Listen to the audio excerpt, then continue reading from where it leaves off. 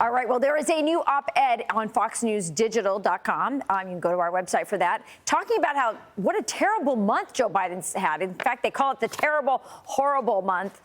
So we just thought we'd break it down so you could see just how bad this month of August is. That's right. Fox News opinion, Joe Biden's terrible, horrible, no good, very bad month. Yeah. And when you look at it, yeah, it's pretty spot on. Let's take a look at the timeline starting on August 1st. First, polls show half of Democratic primary voters don't want Joe Biden to be the primary nominee for the party. Yeah, that's a rough place to start. Yeah, in that party. I believe we have that poll we can put up of that party preferences.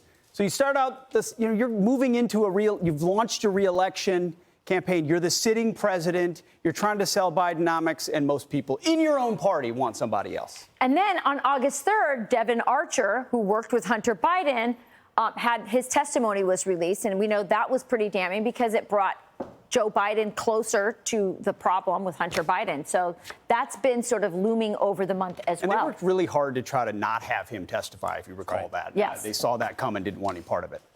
Yeah, on August 10th, Biden backpedals on the Inflation Reduction Act. Remember, it was sold as something that would reduce inflation. We all knew at the time that it wasn't really designed to reduce inflation, that it was actually a climate bill.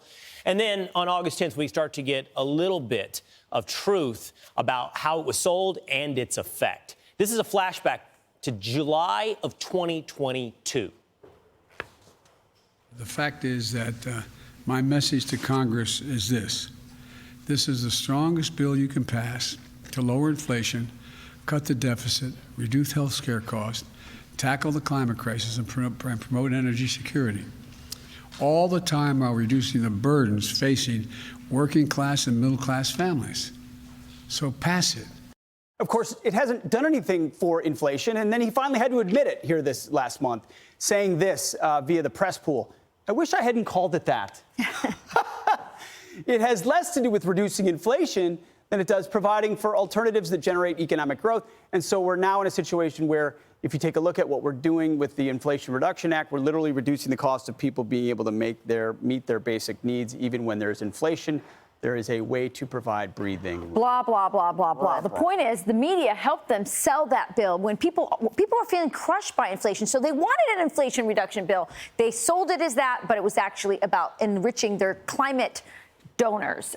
So there you go. One day later, on August 11th, Pete, a special counsel is appointed to investigate Hunter Biden. Yeah, I mean, that was both a good thing and a bad thing, right? In that it was bad because it showed there's renewed scrutiny after the plea deal fell apart for Hunter Biden. They appointed special counsel. Special counsel also can be used to slow walk this thing, right, by saying we don't want to give you any more information because it's all under investigation. And oh, by the way, we're putting David Weiss in charge of it, who used to be in charge of the other thing, who tried to give the plea deal. And is pretty much a Biden friend, if you will. I mean, he's been protecting the Bidens for a long time in their home state. Then we move to August 17th, and new polls come out saying Americans, guess what, aren't buying Bidenomics.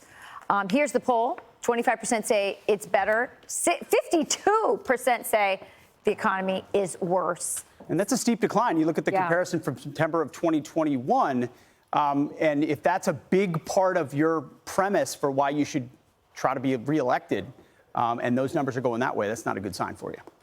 And then on August 21st, almost a full 2 weeks after fires destroyed Lahaina in Maui, Joe Biden finally visits Maui. The fires were on August 8th. Now, going there, well, that's part of what you would hope to do, to empathize with people who've just been through a horrific tragedy. What you wouldn't want to do is compare it to a kitchen fire. Watch. I don't want to compare difficulties, but we have a little sense, Jill and I, what it's like to lose a home. I almost lost my wife, my 67 Corvette, and my cat. Perhaps the worst part was he talked about his car and how worried he was about it. It was so bad. And you know what? He's doubled down.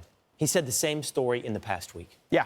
Wow. No, I mean, obviously it was a terrible event for Hawaii, but by the time you get there, it should not be part of a bad August for Joe. You should be able to go there.